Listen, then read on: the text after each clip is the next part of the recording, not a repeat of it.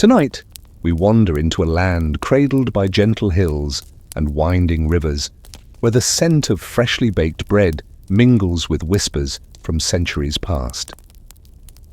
You trudge along the soft earth of Moldova, once known as Bessarabia, feeling the tug of history beneath your feet, an ever-shifting tapestry woven by empires, languages, and the stories of those who lived here long before borders were drawn. The air hums faintly with folk songs, the soft rustle of leaves, and perhaps a distant accordion's melancholy tune. Before we begin, if this little corner of calm has brought you any comfort, feel free to like the video and subscribe only if it feels genuine to you. No pressure. I'd also love to hear from you. Just drop a comment with where you're listening from and what time it is. It's always special to know we're all quietly gathered here from different corners of the world like a family, scattered but still connected. All right? Now go ahead and dim the lights. Maybe turn on a fan or a soft hum in the background, something that feels like home. Nestle in, get cozy, and let's ease into tonight's story together. You begin your journey tracing Moldova's roots, where the land itself seems to hold memories layered like pages in an old book. Historians still argue whether the early inhabitants were the Dacians or some mix of ancient tribes blending over millennia, but one thing remains clear: this region's identity has always been a mosaic, never quite settled. You imagine the wild forests, rivers glinting in the sun, and the rugged hills serving as silent sentinels to countless stories. Back then, the area was nestled between the mighty Danube and Dniester rivers, natural boundaries that made it both a prize and a passageway. Empires came and went, from the Romans to the medieval Moldavian principality itself, a patchwork of villages and small fortresses. You picture peasants tending to their fields while princes in stone castles debated alliances, and traders passed with goods and tales from faraway lands. As you stroll through the centuries, the scent of freshly harvested grapes from sprawling vineyards fills the air. Moldovans have been making wine here for thousands of years, and it remains a source of pride and identity, a liquid link to their ancestors. The vineyards are almost a metaphor for the land itself, rooted resilient and bearing fruit even after the harshest winters. This land, you realize, has always been a crossroads pulled between east and west, north and south, its fate often decided by powers far beyond its borders. Yet the people's spirit, their songs, their language, their festivals persist like the soft glow of candlelight in a dark room. And so your journey begins, stepping lightly over the delicate threads of history that will eventually lead Moldova toward the dream of independence. You drift now into the 19th century, when Bessarabia, as Moldova was called, found itself firmly under the shadow of the Russian Empire. Picture those sprawling, snow-dusted landscapes stretching endlessly, where Russian officials arrived with imperial pomp, eager to stamp their authority over this patch of fertile land nestled between the Prut and Dniester rivers. The locals, a mix of Moldovans, Romanians, Ukrainians, Russians, and other ethnic groups, watched this new power shift with a mixture of resignation, hope, and quiet resistance. Historians still argue whether the Russian administration's presence was a cultural erasure or simply an inevitable consequence of empire building. After all, imperial ambitions rarely come with gentle manners. During this era, the Tsars implemented policies designed to Russify the population. Russian language became dominant in schools and administration. Orthodox Christianity was promoted, though in a way that sometimes overshadowed local traditions, and serfdom's legacy still lingered, shaping daily life. But the Moldovans clung stubbornly to their Romanian roots, language, customs, and the idea of belonging to a cultural world that was as much Latin as Slavic. You might even hear a grandmother muttering a lullaby in Romanian while brewing a strong cup of tea, small acts of resistance that echoed louder than any battle cry. A quirky aside, some Bessarabian villages reportedly celebrated New Year not on January 1st, but on the old Julian calendar's date, which made Soviet and Russian officials scratch their heads in bureaucratic confusion. It was as if time itself stubbornly refused to align with imperial calendars, preserving the local rhythm despite foreign orders. Economically, this was a time of modest growth. Vineyards, expanded grain flowed down rivers to far-off markets, and small towns buzzed with trade. Yet life was tough for most. Peasants worked the land under heavy burdens, taxes drained their earnings, and political freedoms were scarce. Still folk music flourished, and tales of outlaws and heroes filled taverns and hearths, reminding everyone that even under heavy rule, the human spirit found ways to sing. By the end of the century, national consciousness began to stir in pockets. Intellectuals educated in Russian and European universities started dreaming aloud about unity with Romania, about reviving the language and traditions smothered under imperial rule. Yet the iron grip of the Tsarist regime left little room for open rebellion. Dreams mostly lived in whispered conversations and written poems hidden away from prying eyes. So here you stand, feeling the heavy yet vibrant atmosphere of 19th century Bessarabia, a land caught between imposed control and a yearning for cultural survival. This duality sets the stage for the dramatic events to come as the tides of war and revolution slowly but surely approach.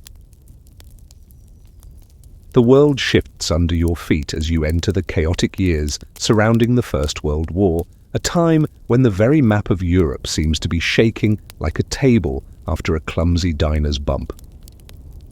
You find yourself in 1918, the year when Bessarabia made a bold, if brief, leap toward unity with Romania.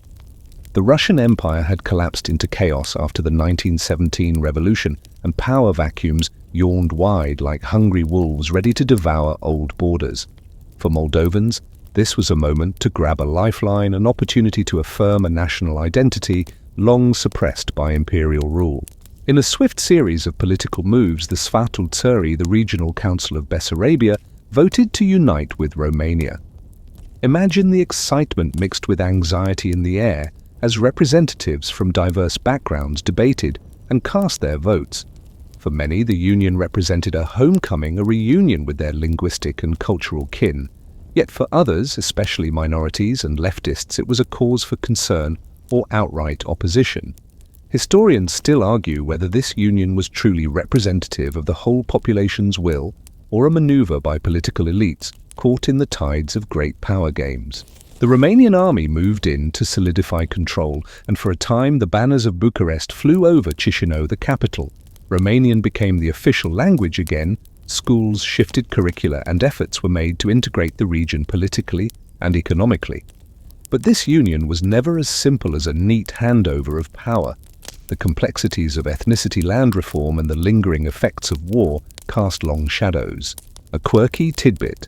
In some parts of Bessarabia during this period, it's said that local peasants would celebrate Romanian national holidays with a peculiar mixture of old Moldovan folk dances and imported Romanian patriotic songs, creating a unique cultural mashup that left visiting officials both delighted and confused.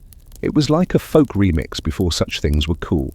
Yet the broader European turmoil soon swallowed this fragile unity. The Treaty of Versailles and other post-war arrangements barely mentioned Bessarabia, leaving its status ambiguous on the international stage. The Soviet Union never accepted this loss quietly, labeling the territory as occupied and vowing to reclaim it. So while the people of Bessarabia lived in the Romanian embrace, the looming clouds of geopolitical tension gathered once more. In this moment you see a land suspended between hope and uncertainty, united but not yet secure. The hopes of independence and unity with Romania coexisted uneasily with the realities of regional instability and external threats. This tension would define the decades to come. The chill of 1940 creeps in like an uninvited guest as you find yourself amid the terrifying grip of Soviet annexation. In the shadow of the Molotov-Ribbentrop Pact, Bessarabia was forcibly pulled into the Soviet Union, becoming the Moldavian Soviet Socialist Republic, a place where freedoms shrank overnight and suspicion seeped into every corner. You can almost hear the muffled sobs and hurried whispers of families torn apart as deportations swept through towns and villages, a dark cloud casting a long shadow over the once lively streets. Historians still argue whether these forced relocations were primarily political repression or a tragic attempt at social engineering, but the human cost is undeniable. Under Stalin's iron fist, collectivization was brutal and relentless. Private farms disappeared as land was seized, and people were forced into collective farms with promises of prosperity that rarely came. You can almost taste the fear in the air mingled with the smoky scent of burning villages where resistance flared briefly before being crushed. Yet behind closed doors and in hushed gatherings, Moldovans kept their language and traditions alive like a fragile candle flickering against a fierce wind. One quirky tidbit: Soviet authorities tried to replace the Latin alphabet with Cyrillic in Moldovan, writing a linguistic twist designed to distance the people from their Romanian heritage. This change sparked quiet confusion among the older generation, some of whom stubbornly continued writing in Latin script as if refusing to let the Soviets rewrite their identity. Economic life shifted toward heavy industry and centralized planning. Factories churned out goods dictated by Moscow, while the countryside bore the brunt of Soviet policies. Yet even as surveillance increased and loyalty was demanded, you imagine pockets of quiet rebellion. Songs sung in secret folk dances hidden beneath official celebrations, a shared hope that one day the old ways might bloom anew. During World War II, the region was torn once more, caught between Nazi and Soviet forces, further complicating loyalties and deepening scars. The scars of occupation and conflict left a legacy of trauma that Moldovans would carry into the decades of Soviet rule that followed. So here you stand, feeling the weight of loss and the sparks of resilience intertwined, a complex chapter where oppression met survival and identity became both a target and a refuge. The relentless hum of Soviet machinery and ideology blankets Moldova for decades as you drift through life under the red banner. You sense the relentless push for industrialization, factories rising like steel forests in cities such as Chisinau-Belzea and Tiraspol, pumping out everything from textiles to machinery, all under the watchful eyes of party officials. Russian becomes the lingua franca in schools, offices and public spaces, gently but insistently nudging local languages to the margins. Yet beneath the surface, folk traditions persist like roots beneath frozen ground waiting for the thaw. Historians still argue whether this cultural survival was passive endurance or a subtle form of resistance, a quiet dance in the shadows of a superpower's gaze. You imagine the daily lives of ordinary Moldovans, long commutes on rattling trains, crowded apartment blocks, humming with the sounds of shared kitchens, and weekend markets bursting with homegrown produce, where an old woman sells her homemade wine with a knowing smile. The air often smells of sourdough tobacco and the faint metallic tang of factories working overtime. Here's a quirky fact to lighten the mood. In the 1970s, there was a Soviet-era festival in Moldova that featured a peculiar competition who could bake the largest traditional placenta, a kind of savory pie. The contest drew crowds, and rumors spread that the secret ingredient was a dash of Defiance, or maybe just a particularly good helping of dill. Whether the judges noticed or not, these little celebrations became symbols of cultural pride that kept spirits high. Despite official policies promoting Russian culture, many Moldovans spoke Romanian. In private, sang old songs and kept the flame of their heritage alive through family stories and local festivals. Schools taught Russian and Soviet history, but children heard stories at home about the Moldavian princes and the vineyards that shaped their ancestors' lives. Yet, the Soviet period was not just about suppression. It also brought modernization. Literacy rates soared, healthcare improved, and urban infrastructure expanded. Still, economic inequalities remained, and the forced melding of identities often left many feeling lost in the middle. By the 1980s, subtle cracks appeared in this carefully constructed mosaic. You can almost hear the faint murmur of change in the air, a whisper growing into a chorus that would soon echo louder than Moscow ever expected. You step into the vibrant yet tense atmosphere of the 1980s, a decade when Moldova's cultural heartbeat quickens beneath the Soviet surface. The air buzzes with a newfound urgency as Moldovans increasingly demand the revival of their language and traditions long suppressed but never extinguished. You can feel the warmth of gatherings in dimly lit apartments, where poets read verses in Romanian, the language of their grandparents, stirring something deep in listeners' souls.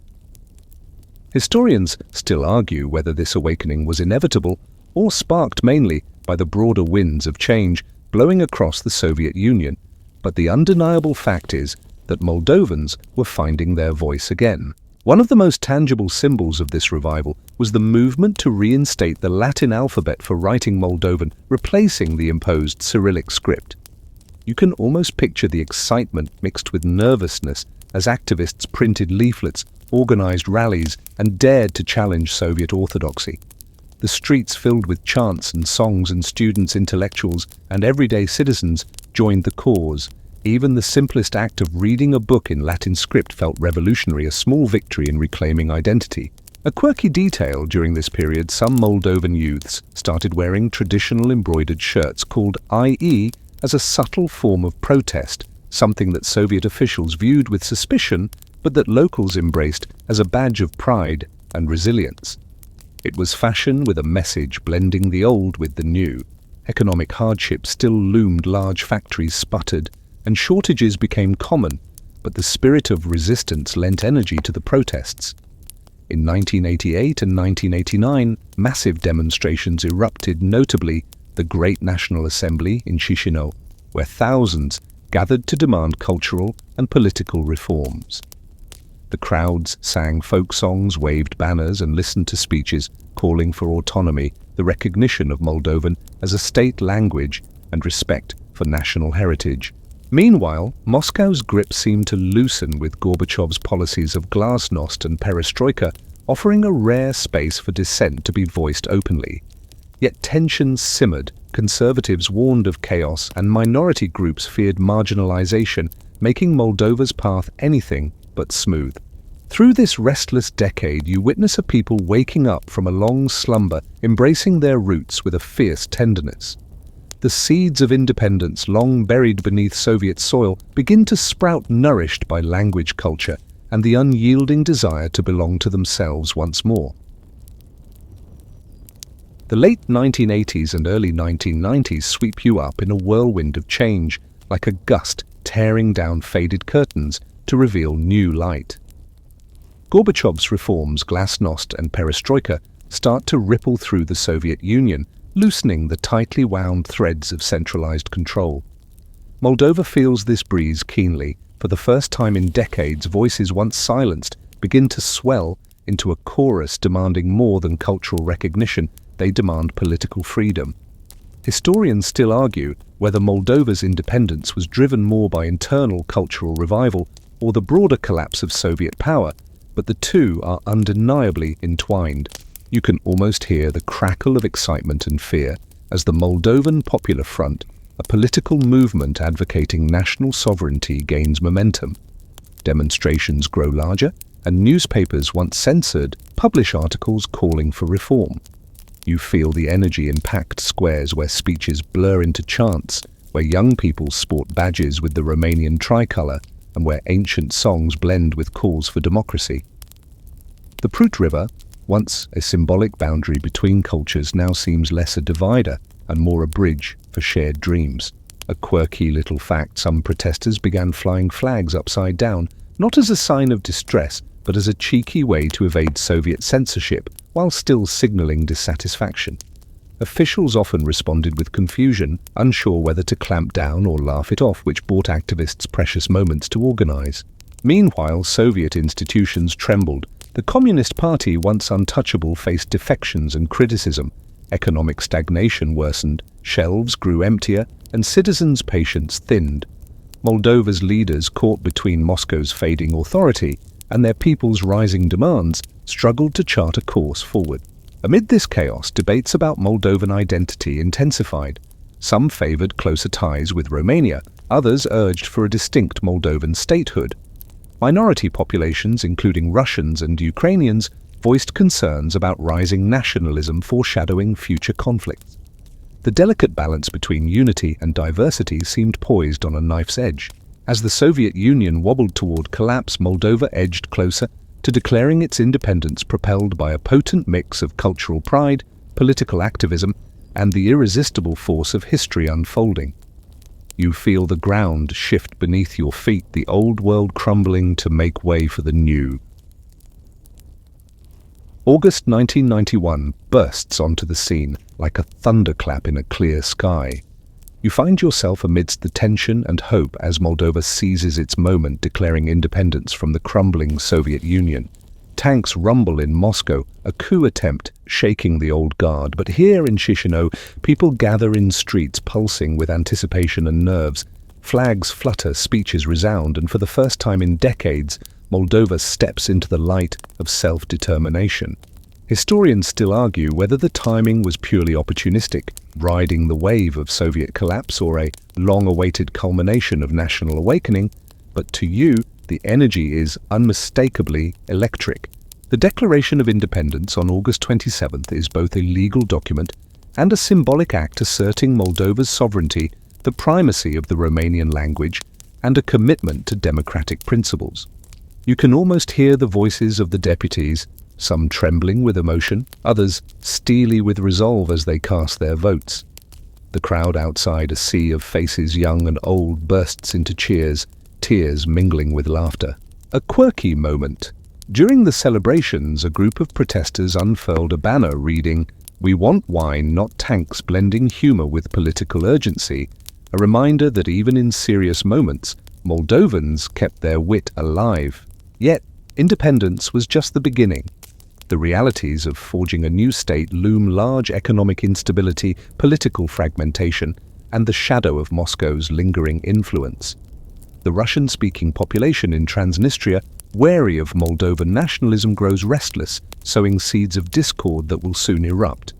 The fledgling government faces the monumental task of uniting diverse communities while navigating external pressures. You feel the bittersweet tension in the air, a mixture of celebration and apprehension, of hope and the daunting unknown. Moldova has broken free from the Soviet yoke, but the path ahead is steep and uncertain. The dream of independence is alive, but so are the challenges that will test the young republic's resolve and identity. You tread carefully now through the early 1990s, a time when Moldova's newfound freedom is shadowed by unrest and uncertainty. The narrow strip along the Nesta River, Transnistria, emerges as a hotspot of tension where Russian-speaking communities, uneasy with the rise of Moldovan nationalism and fears of unification with Romania, push back fiercely. Skirmishes and political standoffs flicker like flames, threatening to engulf the fragile peace.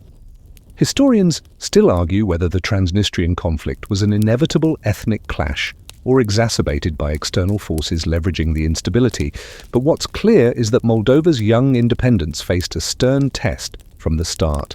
You can almost hear the uneasy silence of border checkpoints manned by wary guards, the whispered negotiations behind closed doors, and the desperate calls for calm from leaders juggling conflicting loyalties.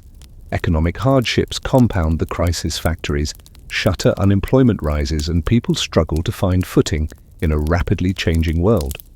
The rattle of Soviet-era machinery blends uneasily with the cries for reform, modernization, and peace. A quirky, if somber detail, Transnistria went on to issue its own passport stamps and even currency in a bold, if unrecognized, assertion of statehood. Locals joke that you could get a Transnistrian ruble but couldn't buy a cup of coffee anywhere else, a surreal footnote to the conflict's complexity. Throughout this turbulent period, Moldova's government works to establish institutions, draft constitutions, and foster national identity, but the internal divisions remain a daunting challenge. Minority rights, language laws, and geopolitical allegiances create a delicate balancing act that feels like walking a tightrope in a strong wind. You sense both the fragility and resilience of a nation grappling with its birth pains. The conflict in Transnistria is more than a territorial dispute. It's a mirror reflecting the broader struggles of identity, sovereignty, and coexistence that Moldova must navigate to survive and thrive. You linger now in the years following independence, a time when Moldova steps cautiously into a future shadowed by giants and hopes. The nation, small and perched between the ambitious pulls of Russia to the east and the European Union to the west, moves like a tightrope walker balancing identity, reform, and survival. Streets hum with the quiet resilience of everyday life, children playing amidst crumbling Soviet-era buildings, markets bursting with fresh fruit, and handmade crafts and conversations weaving between Russian, Romanian, and the gentle hum of multiple tongues. Historians still argue whether Moldova's post-independence trajectory reflects a success story of peaceful transition or a prolonged struggle with unresolved tensions, but the path is undeniably complex. Economic reforms bring both progress and hardship. Privatization shakes up old industries, new businesses flicker to life, even as many face struggles. Moldova's famous vineyards remain a beacon of pride and potential, reminding citizens of their rich heritage and the promise of international markets. At the same time, migration becomes a bittersweet reality. Many Moldovans seek opportunities abroad, sending back remittances that help families, but also drain the young and skilled from the country. A quirky moment here. In the early 2000s, a group of Moldovan winemakers tried to revive an ancient grape variety rumored to be favored by the legendary poet Mihai Eminescu, hoping to craft a wine that could become the nation's liquid ambassador. Whether the wine lived up to the legend is up for debate, but the attempt captured a nation's spirit rooted in tradition, yet reaching for the future. Politically, Moldova juggles alliances with governments alternating between pro-European and pro-Russian orientations. The unresolved Transnistrian conflict simmers quietly, while the country pushes for reforms in governance, education, and infrastructure. International partners lend support, but internal divisions and economic challenges keep progress tentative. Still, Moldova's story is one of quiet perseverance, a nation stitching together its fractured past while gazing toward horizons of hope, peace, and belonging. As you pause here, you can almost feel the soft, steady heartbeat of a people determined to write their own history one day at a time. Tonight, as your eyelids grow heavy and your breath slows, you let the story gently drift away like the final notes of a familiar lullaby. Moldova's journey from a land caught between empires to a nation carving out its own space feels like a soft wind brushing through the grapevines, whispering of resilience and quiet hope. The struggles, the celebrations, the dances in hidden rooms, and the voices lifted in protest all fade into a calm that promises renewal. You might imagine the vineyards resting under a pale moon, the gentle murmur of the Dniester weaving stories of the past with dreams of tomorrow. The weight of history feels lighter now, softened by time and understanding. No matter where you are, this place, a tapestry of languages, cultures, and spirits, reminds you that identity is never static, but a gentle unfolding like a flower in the early morning. Rest easy with the thought that Moldova, like all of us, moves forward with tentative steps but steady courage. The complexities you've heard are threads in a larger ongoing story, one that will continue to evolve beyond tonight's tale. As your mind quiets, let these images settle softly, like a warm blanket drawn gently over your shoulders. Thank you for sharing this quiet moment here. May your dreams be filled with gentle landscapes, soothing melodies, and the calm assurance that every night brings rest and every dawn brings new beginnings.